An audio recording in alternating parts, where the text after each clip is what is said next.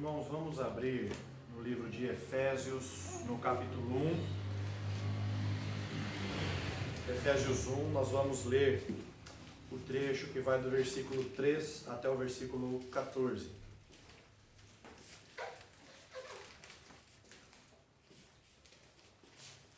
Efésios 1, de 3 a 14.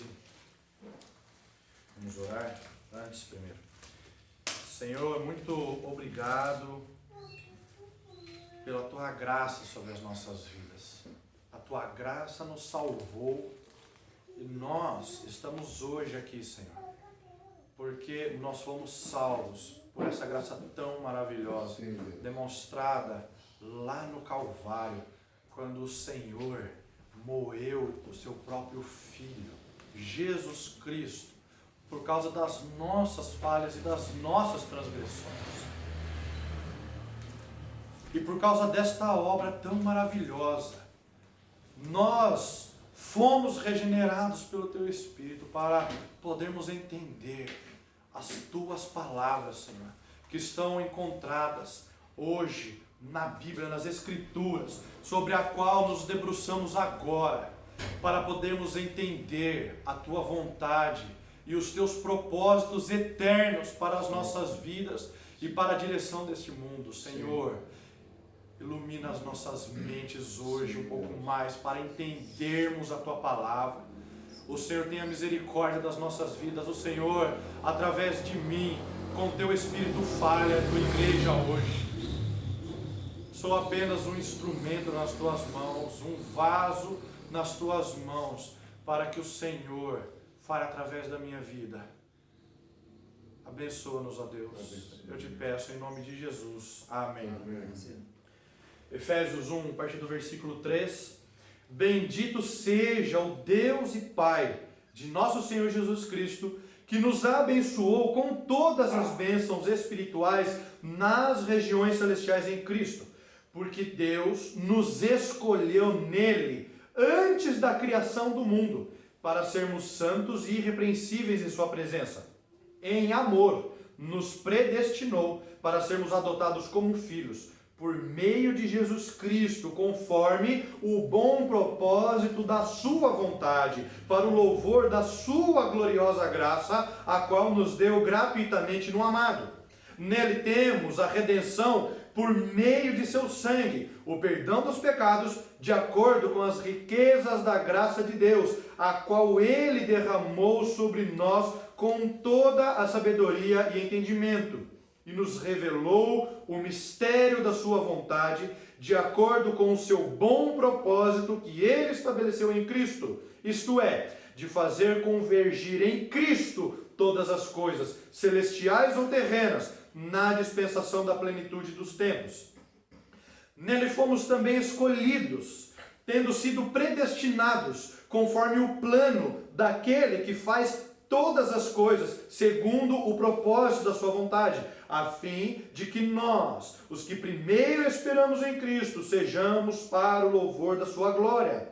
Quando vocês ouviram e creram na palavra da verdade, o evangelho que os salvou, vocês foram selados em Cristo com o Espírito Santo da promessa, que é a garantia da nossa herança até a redenção daqueles que pertencem a Deus, para o louvor da sua glória.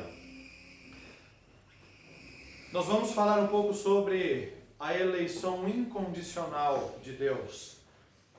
Uma dessas 5 doutrinas da graça que nós temos estudado desde a semana passada, se estenderá ainda pelas próximas 3 semanas. E hoje nós vamos nos deter um pouco a respeito desta doutrina da eleição incondicional. Quero apenas aqui relembrar algumas coisas que foram ditas na semana passada, para nós podermos entender melhor o conceito da eleição incondicional. Por que esta eleição ela é incondicional? É um termo muito importante nessa doutrina. Nós pecamos contra Deus.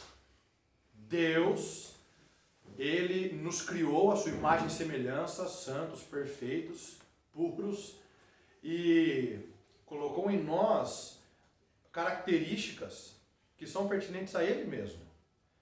com a diferença de que nele elas são eternas e perfeitas. Agora em nós, elas contêm o pecado, foram afetadas pelo pecado.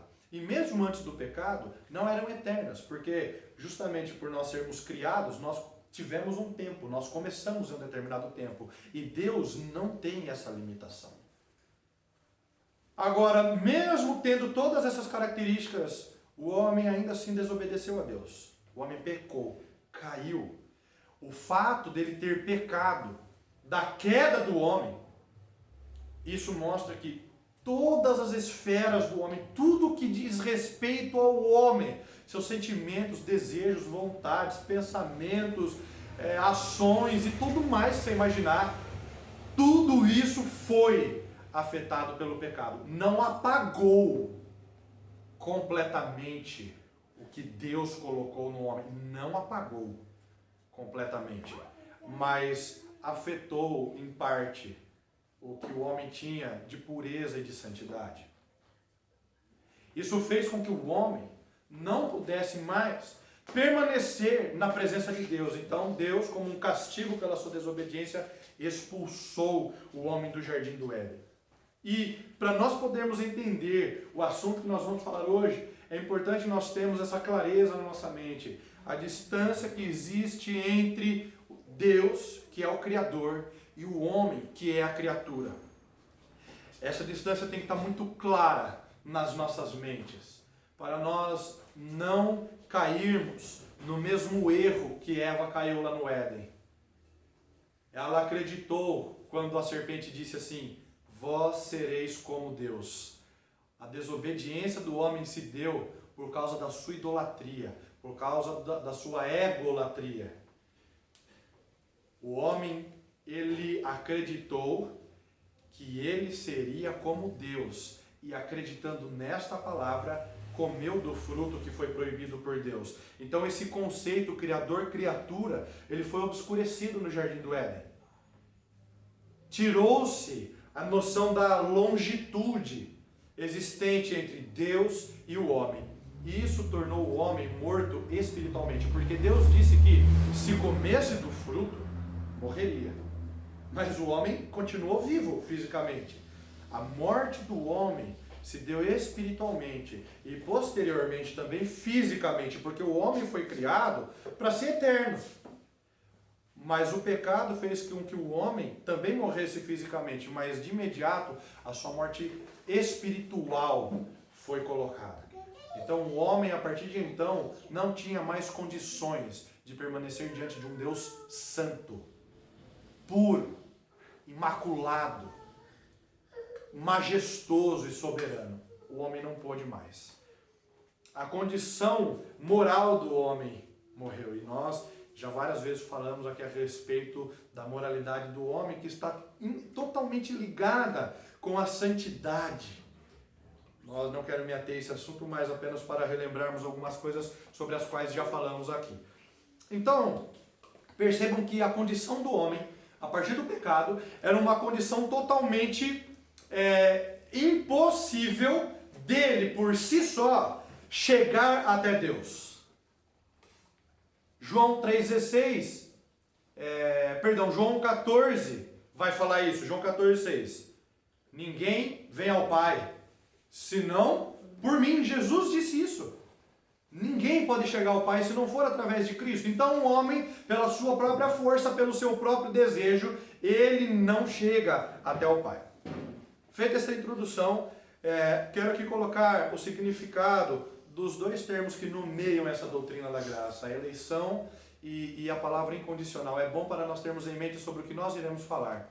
Eleição, o que é eleição? De acordo com o dicionário, você pesquisar no Google, como eu fiz, você vai encontrar isso. Coloca lá, eleição, significado. Você vai encontrar que é uma escolha preferencial. Você prefere determinada coisa a outra. Você faz uma escolha. Você elege alguma coisa a outra. Um exemplo muito fútil aqui, mas claro da gente entender. Quando nós fomos comprar essas bíblias, né, que nós compramos um pacote, não uma versão igual para todos, tinha várias cores, preto, roxo, rosa. Eu quero preto. Pronto, você acabou de fazer uma eleição. em vez de escolher o roxo, você escolheu o preto. Então, percebam que é uma escolha preferencial. No dia a dia nós fazemos escolhas. Né? Incondicional. Qual é o significado de incondicional? Isso é muito importante para nós associarmos ao significado de eleição. Que não depende de, não está sujeito a qualquer tipo de condição, restrição ou limitação. Que se deve fazer, executar em quaisquer circunstâncias ou condições. Então perceba que nós vamos falar sobre a eleição incondicional. Então o que significa ser... Eu quero mais para frente definir um pouco melhor o que é eleição incondicional, mas nós podemos aqui já ter um parâmetro. Se nós fôssemos definir eleição incondicional por esses dois significados, nós poderíamos dizer que é uma escolha preferencial independente de alguma restrição feita. É uma escolha que não depende da circunstância ou da condição em que o eleito foi feito. Então perceba que quando nós dizemos que Deus nos elegeu incondicionalmente, Ele não levou em consideração o nosso pecado e a nossa condição pecaminosa por causa da queda. Não. Ele nos elegeu porque Ele quis. E a sua eleição, ela é incondicional porque ela não está condicionada a nenhuma circunstância. Não está condicionada ao que o objeto elegido se encontra. Não está condicionada. Isso é muito importante nós termos em mente. Agora, é um assunto que gera muita controvérsia, né? Como as outras doutrinas da graça também, tanto é que nós estamos falando dos 5 pontos, que foram 5 pontos que combateram outros 5 pontos, né? Como já foi falado aqui na semana passada. Inclusive que até alguns cristãos se perguntam, por que é importante entender a nossa eleição por Deus? A gente não poderia simplesmente ficar satisfeito que Deus nos elegeu? Vamos para a igreja, vamos cultuar.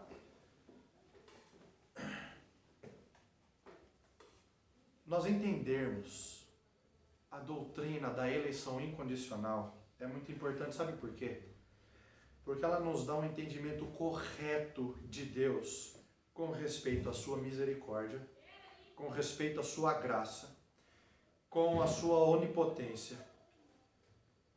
Ela nos dá um entendimento melhor a respeito do seu plano eterno para a nossa salvação. Ter um entendimento correto da eleição é determinante para se entender corretamente outras doutrinas relacionadas a ela, tais como a natureza e extensão do nosso pecado, como a escravidão da nossa vontade, como a graça de Deus na nossa salvação e a nossa apresentação do Evangelho aos perdidos. Percebam que em todas essas coisas, o que nós entendemos sobre a eleição incondicional interfere diretamente nesses assuntos. Então, a forma como nós entendemos a salvação de Deus para nós, é importante nós termos um bom entendimento da eleição incondicional, porque afetará diretamente o que nós pensamos a respeito da salvação. Interferirá diretamente a forma como nós falamos de Cristo para outras pessoas. Afeta diretamente naquilo que Deus fez lá na cruz do Calvário por nós, a sua graça derramada sobre nós por causa da obra do seu Filho Jesus na cruz. Então é muito importante nós entendermos a respeito desta doutrina, para nós podermos saber melhor e mais perfeitamente o que Deus fez por nós. A nossa condição de pecadores, que eu acabei de dizer aqui. Nós somos pecadores. Isso às vezes se torna uma frase de efeito. Isso deveria nos fazer cair, chorando, arrependidos. Tamanho peso que essa frase tem que ter sobre nós. Porque o fato de nós pecarmos significa que nós não podemos estar diante de Deus. Como também significa que Deus matou o seu Filho por causa do nosso pecado. Então é importante nós entendermos isso, meus irmãos. Quero aqui apenas entender 2 conceitos que correspondem à eleição incondicional, para nós abrangermos o nosso entendimento a respeito desta eleição incondicional, que é a respeito da pré-ordenação de Deus. Então, a pré-ordenação é o plano soberano de Deus, no qual ele decide tudo o que acontecerá no universo. Então, antes de todas as coisas terem sido criadas, Deus pré-ordenou como todas as coisas iriam acontecer após ele as criar. Tudo o que acontece na história, o que aconteceu, acontece e acontecerá. Todas as formas como essas coisas caminham, a direção para a qual elas caminham, tudo está pré-ordenado por Deus. E isso nós lemos aqui no verso 11 desse capítulo 1 de Efésios, quando diz: nele fomos também escolhidos, tendo sido predestinados conforme o plano daquele que faz todas as coisas segundo o propósito da sua vontade. Percebam que às vezes nem precisa de tanta explicação assim, porque Paulo coloca com muita clareza esta vontade de Deus em querer criar e fazer que todas as coisas caminhem conforme esta vontade que ele tem. Então Deus conhece todas as coisas antes que elas aconteçam. Isso acontece por quê? Porque ele planejou e ele faz acontecer dessa forma. Um exemplo bem claro. Então quer dizer que Deus, ele já sabia de todas as coisas ruins que iriam acontecer na face desta terra, em qualquer momento da história. Nem vamos falar aqui de coronavírus, podemos falar de tantas outras coisas, guerras, outras epidemias, pestes, o dilúvio, como diz a Bíblia, martírios, pense em qualquer coisa. Então Deus já tinha ordenado tudo isso, já sabia que tudo isso ia acontecer e fez o mundo caminhar para que todas essas coisas acontecessem. Sim, um relato muito claro na Bíblia é a vida de José. José foi vendido pelos seus irmãos. Sabe para quê? Para ser escravo no Egito. José, um garoto, ele era jovem, um garoto temente a Deus, usado por Deus, que conhecia a vontade de Deus, que queria fazer a vontade de Deus, foi vendido pelos seus irmãos para ser escravo. Só fez coisas boas, buscava coisas boas e acabou de forma ruim a sua vida. Não acabou de forma ruim, porque o fato dele ter sido vendido, o que é muito ruim, de ter sido escravo no Egito, o que é muito ruim, do que ter sido traído pela mulher de Potifar, ruim demais, ter sido preso e esquecido pelo homem com quem ele tinha conversado no cárcere, dizendo assim: quando você sair daqui, lembra-te de mim, fala lá para o faraó, fala lá para ele. Aquele homem não falou, ficou mais tempo do que poderia ter ficado na prisão. Ruim! Todas estas coisas foram pré-ordenadas por Deus. Sabe para quê? Gênesis 45:8 diz: assim, não foram vocês que me mandaram para cá, mas sim o próprio Deus. Ele me tornou ministro de Faraó e me fez administrador de todo o palácio e governador de todo o Egito. Todas essas coisas contribuíram para o bem de José. Por quê? Porque Deus mandou José para o Egito. Sabe como Deus precisava mandar José para o Egito? Fazendo ele ser vendido pelos irmãos, ser escravo no Egito, ser traído pela mulher de Potifar, ir para a prisão, ser esquecido na prisão. Foi assim que Deus quis que ele fosse o governador desde depois. E por causa desta obra tão maravilhosa, em que José se tornou um governador, ele foi colocado no mais alto grau no Egito, abaixo apenas de Faraó, e isso serviu para que o povo de Deus fosse salvo da fome, que tomou conta da face da terra durante 7 anos. Deus pré-ordenou. O nosso Deus está nos céus e pode fazer tudo o que lhe agrada, diz a palavra lá em Salmo 115. Outro ponto muito importante é a respeito da predestinação. nós lemos aqui, a eleição está intimamente ligada com a predestinação, porque ela é justamente uma parte da pré-ordenação de Deus, ela faz parte do plano de Deus para o destino eterno do homem. Então Deus predestina homens para serem salvos e outros para serem condenados. Porque Deus nos escolheu nele antes da criação do mundo para sermos santos e irrepreensíveis em sua presença. Agora olha só o verso 5 desse Efésios 1 que nós lemos aqui. A palavra fala que ele nos predestinou em amor. Em amor nos predestinou para sermos adotados como filhos por meio de Jesus Cristo, conforme o bom propósito da sua vontade. Então quer dizer que Deus nos predestina em amor. Sim. O pré-conhecimento de Deus sobre nós significa que Ele nos amou de antemão. A sua pré-ordenação dos crentes é baseada no seu amor eterno e não por alguma coisa que nós possamos fazer. Isso justamente leva a uma cadeia contínua de salvação do homem, que está lá em Romanos 8, versos 29 e 30. Pois aqueles que de antemão conheceu, também os predestinou para serem conformes à imagem de seu Filho, a fim de que ele seja o primogênito entre muitos irmãos. E aos que predestinou, também chamou. E aos que chamou, também justificou. E aos que justificou, também glorificou. Percebam, meus amados, que esse chamado de Romanos 8, 30, não é um chamado geral ao arrependimento que é feito pela pregação do Evangelho, como nós fazemos aqui na igreja, ou como nós fazemos com outras pessoas quando falamos de Jesus Cristo, quando queremos pregar o Evangelho. Não! Esse chamado do versículo 30 é feito somente àqueles que Deus predestinou para serem conformes à imagem de seu Filho. É um chamado que leva necessariamente à justificação. Por quê? Porque aqueles a quem Ele chamou, também justificou.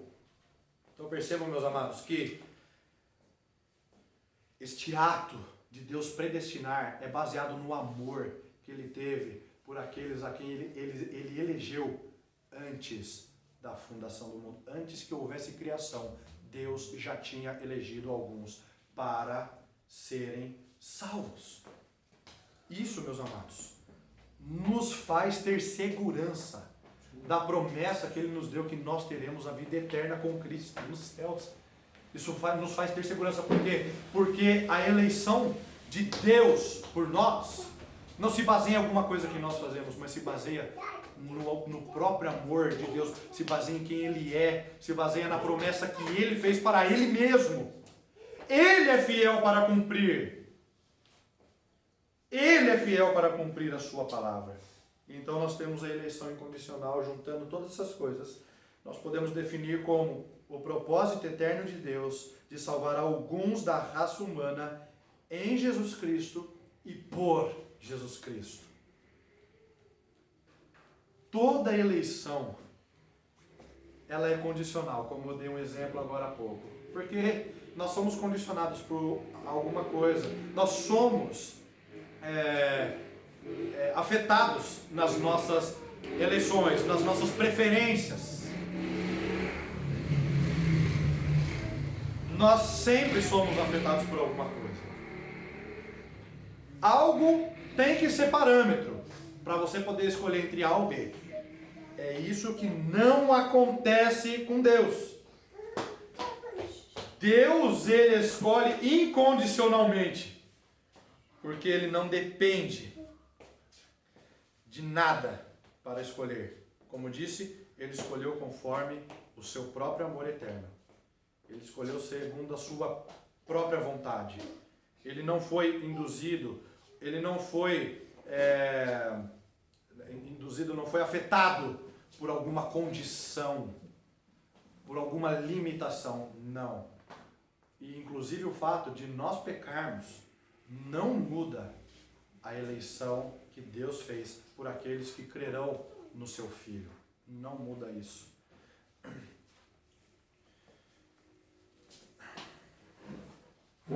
Não há como nós sabermos o porquê Deus escolhe salvar determinadas pessoas ou não. Não temos como saber isso. Por que Deus escolhe um ou escolhe outro? É uma resposta que ninguém tem. Ninguém pode saber o porquê. Nós podemos ter uma certeza. Ela não é baseada em algo que nós fazemos. A fé de alguma pessoa, a nossa fé aqui, não é condição para a eleição, não é no que nós fazemos, não é a partir das obras que nós fazemos, não é a partir da boa vontade que nós temos de querer exercer isso ou aquilo, não é na nossa fé em algo, nem na nossa fé em Deus. A eleição, ela não é baseada na nossa fé, é justamente o contrário. A eleição é uma condição para a nossa fé. Como diz o versículo 1:4 de Efésios que nós lemos, porque Deus nos escolheu desde a fundação do mundo. É justamente por isso que não é pela nossa fé que nós podemos ser eleitos, não. Nós somos eleitos e esta eleição de Deus nos leva a ter fé no Filho de Deus. Por quê? Porque se dependesse da nossa fé, não seria uma eleição incondicional. Seria uma eleição condicionada por alguma coisa, por aquilo que nós teríamos feito. Não. Como Ele nos elegeu antes da criação do mundo, então esta eleição é justamente o que nos condiciona para podermos crer, e não o contrário. Nós vemos aqui em Efésios 1:4 esse verbo escolher, e é muito interessante o significado que ele tem no original. O significado dele é selecionar, é pegar de um grupo, selecionar entre.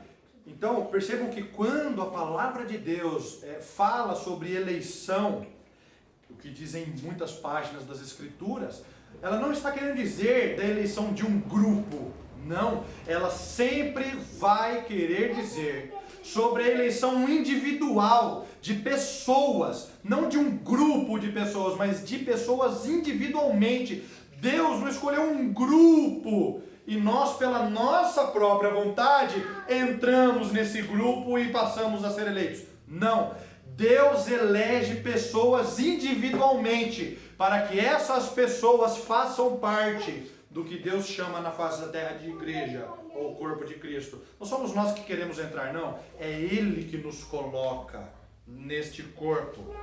Ele seleciona entre, então quer dizer, do meio de pecadores, Ele seleciona alguns para regenerar, para santificar e para fazer destes o corpo imaculado de Cristo, a igreja santa, una de Deus na face da terra.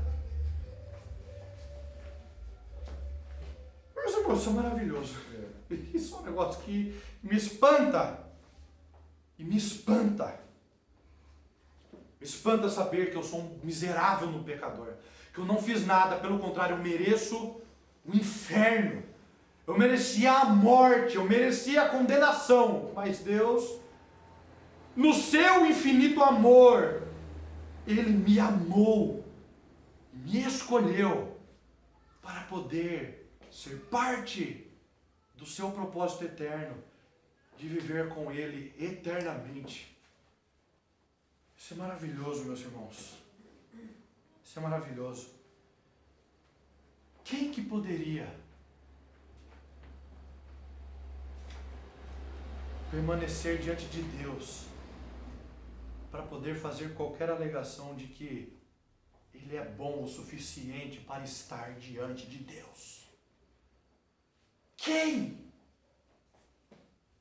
Quem pode ficar de pé diante da majestosa soberania de Deus, diante do seu poder? Ninguém. Ninguém. Nós estávamos mortos nos nossos delitos e pecados. O salmista diz assim, lá no Salmo 40, tirou-me de um lago horrível e de um charco de lodo e pôs os meus pés sobre uma rocha. Quer dizer, ele não diz, eu me tirei de um lago horrível. Não, ele diz, tirou-me. Ele está dizendo que ele foi tirado por alguém. tirou-me de um lago horrível, do charco piloto, e pôs os meus pés sobre uma rocha. Foi Deus que fez isso. Se nossa eleição fosse baseada em algo que fazemos, ninguém seria capaz de ir para o céu. Por quê? Porque todos nós estamos condenados ao inferno. Romanos 3, a partir do verso 9, fala isso. Não há um justo, nem um sequer. Não há ninguém que faça o bem. Não há ninguém que busque a Deus. Ninguém. Paulo é enfático a dizer aos romanos, não existe uma pessoa boa na face desta terra. Nós, pela nossa própria força, não poderíamos jamais ser eleitos por Deus. Jamais. Mas Deus nos elegeu porque Ele nos amou. A sua eleição, ela é incondicional. Porque não depende de alguma coisa que nós façamos. Pelo contrário, depende do seu propósito eterno. Em nossa salvação, Deus faz a sua escolha soberana quanto a quem salvará. Vamos apenas rever aqui o conceito de Romanos 8,30, como eu acabei de citar, e quero ler novamente para nós entendermos aqui. E aos que predestinou, também chamou. E aos que chamou, também justificou. E aos que justificou, também glorificou. Percebam, meus amados, que entre predestinar e justificar, existe um ato que Deus faz aqui no meio, que é chamar. Agora, se a justificação é somente pela fé, o chamar tem que ser o ato de Deus pelo qual Ele gera esta fé. Se nós somos justificados pela fé, esse ato de chamar, esse ato que Deus faz, tem que ser um ato que gera a fé em nós. E visto que sempre resulta em justificação, porque aqueles que são chamados são justificados, isso aqui é uma afirmação, é uma certeza. Então esse ato de chamar tem que ser um ato soberano de Deus. Então ele vence a resistência que se coloca no meio do caminho, ele vence o nosso pecado. Então, este chamar de Deus é uma obra soberana, que Deus traz uma pessoa à fé pela qual ela é justificada. Não há nada no homem, e não há nenhum homem que possa fazer com que Deus não o escolha se Deus o estiver escolhido. Nada. Nem a vontade do homem de escolher a Deus, não existe isso. Portanto, isso não depende do desejo ou do esforço humano, mas da misericórdia de Deus. Percebam que Paulo, ele é muito claro, não depende do seu esforço, não depende da sua vontade, do seu querer, depende apenas da misericórdia de Deus. E ele também, Paulo, vai falar justamente em Romanos 9, nos versos 10 a 13, a respeito da eleição que Deus teve sobre duas crianças, Jacó e Esaú. Também os filhos de Rebeca tiveram o mesmo pai, nosso pai Isaque. Todavia, antes que os gêmeos nascessem ou fizessem qualquer coisa boa ou má, quer dizer, antes de nascer ou antes de praticar qualquer obra, sendo ela boa ou má, a fim de que o propósito de Deus conforme a eleição permanecesse, não por obras, mas por aquele que chama. Foi dito assim a Rebeca: o mais velho servirá ao mais novo. Como está escrito: amei Jacó, mas rejeitei Esaú. Esse texto nos dá uma clara afirmação e um aviso de Deus para nós. Eu escolho quem eu quero para ser salvo e escolho quem eu quero para ser condenado. Eu amei Jacó e eu aborreci Esaú. Isso não faz com que o homem seja não responsabilizado pelo que faz. O homem é responsabilizado pelo que ele faz. Deus elegeu as pessoas, Deus pré-ordenou toda a história de toda a criação. Mas o homem, ele é sim responsabilizado pelo que ele faz. Olha só em Atos 2:23 o que a palavra fala. Pedro dizendo naquele sermão do dia de Pentecostes: Este homem, Jesus, ele falou a respeito de Jesus, este homem foi entregue por propósito determinado e pré-conhecimento de Deus. Deus sabia que Jesus seria entregue para morrer. E vocês, com a ajuda de homens perversos, o mataram pregando-o na cruz. Quer dizer, quem foi que matou? Vocês mataram. Vocês pregaram esse homem na cruz. Vocês fizeram isso. Deus já havia predito isso. Deus sabia que seria dessa forma. Mas quem foi que fez? Os homens. Vocês fizeram isso. Vocês serão responsabilizados por isso que vocês estão fazendo. Em Atos 4 também, versos 27 e 28, de fato, Herodes e Pôncio Pilatos reuniram-se com os gentios e com o povo de Israel nesta cidade para conspirar contra o teu santo servo Jesus, a quem ungiste. Herodes e Pôncio Pilatos se reuniram com o povo para conspirar contra Jesus. Fizeram o que o teu poder e a tua vontade haviam decidido de antemão que acontecesse. Percebam que Deus guia tudo, toda a história, todas as pessoas, tudo que acontece, desde quando Ele criou. Tudo isso já estava pré-determinado antes que a criação houvesse. Todas as coisas acontecem conforme Deus quer que aconteçam. E os homens não deixam de ser responsáveis por isso. São responsabilizados pelo que eles fazem. Da mesma forma como o homem não pode escolher fazer o bem, e por isso ele é penalizado, porque ele pecou contra Deus, ele merecia o inferno, ele merece o inferno. Da mesma forma como ele pecou contra Deus e não pode desejar fazer o bem, e por causa disso ele será penalizado por Deus por não fazer o bem. Da mesma forma, o cristão também não tem como escolher, por livre e espontânea vontade, pecar. Sabe por quê? Porque o Espírito Santo de Deus está dentro desta pessoa. Deus está dentro desta pessoa. Olha só o que a palavra fala. Que todo aquele que o Pai me dá, esse virá a mim. Sim.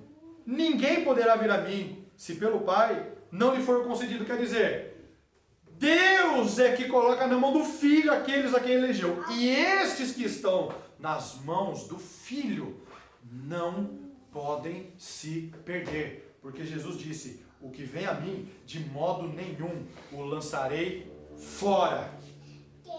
Nós não podemos fazer nenhuma outra coisa que não seja movida pelo Espírito Santo de Deus. Porque aqueles a quem Deus escolheu estão na mão de Cristo. Tem o Espírito Santo de Deus dentro dele e faz tudo conforme o Espírito Santo de Deus diz. Porque o Espírito Santo de Deus muda a vontade daquele escravizado pelo pecado para escolher seguir a Cristo. Ele muda a vontade daquele que estava escravizado pelo pecado. E agora passa a fazer com que esta pessoa escolha as coisas que são de Deus. O Senhor Jesus Cristo não nos abandona e isso é um motivo de grande alegria para nós. Desta forma, meus irmãos, Deus captura a nossa vontade para que nunca o rejeitemos totalmente se somos realmente seus. Meus amados, essa doutrina da eleição incondicional é maravilhosa, porque nos dá uma clareza de como Deus é soberano e poderoso, como Ele é onipotente, onisciente, e como nós somos pecadores e carecemos da graça dele sobre nós. Ninguém pode acusar Deus de ser injusto por causa dessa eleição. Por quê? Porque alguém que acuse Deus de ser injusto deve de alguma forma provar que algum ser humano merece ser salvo. E Romanos 3:9 nos mostra que ninguém merece ser salvo. Deus não é injusto quando Ele faz isso. Pelo contrário, Deus ele é justo. Por quê? Porque Ele condena aqueles que merecem ser condenados. Todos merecem ser condenados, mas pelo seu amor, Ele resolve salvar alguns para que desfrutem desta maravilha que é poder viver na luz do Senhor Jesus Cristo. Ele não se torna injusto por isso. Pelo contrário, ele continua sendo muito justo. E ele continua sendo muito amoroso por nós. Percebam o contraste entre o que merecemos e o que temos em Cristo. Lá em Romanos 6, 23. Porque o salário do pecado é a morte, mas o dom gratuito de Deus é a vida eterna em Cristo Jesus, nosso Senhor.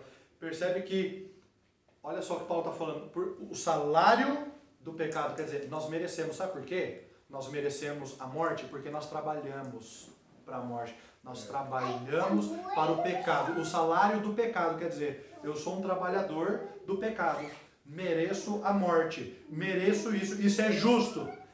Mas o dom gratuito de Deus, quer dizer, eu não mereço, eu ganhei pelo mérito de Cristo lá na cruz. O dom gratuito de Deus é a vida eterna em Cristo Jesus, nosso Senhor. Então Deus é justo de condenar as pessoas, porque elas trabalham para o pecado e merecem a condenação e a morte.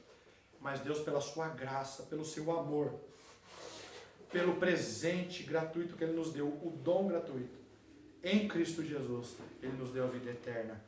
O nosso Deus é maravilhoso.